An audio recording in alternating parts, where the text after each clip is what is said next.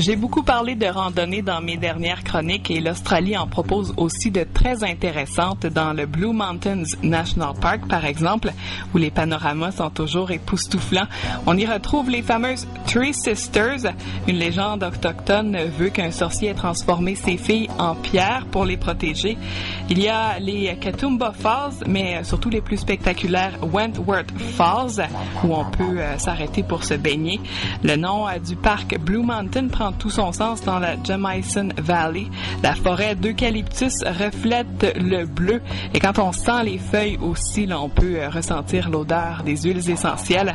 Et tant qu'à parler de la flore de l'Australie, aussi bien vous parler de la faune aussi et de ces deux grandes vedettes. Bien sûr, je parle du koala et du kangourou. Il y a une multitude d'endroits où on peut les observer en Australie, dans la nature, bien sûr. Aussi au Wildlife World à Sydney, dont je vous parlais un peu la semaine dernière. Il y a l'Australie Zoo, qui est un hommage à Steve Irwin et qui est dans le secteur de Noosa. Les photos que vous pouvez voir ont été prises au Lone Pine Koala Sanctuary à Brisbane, où il m'a été possible d'observer plus d'une centaine de koalas, dormir surtout, mais aussi grignoter de l'eucalyptus. C'est ce dont ils se nourrissent.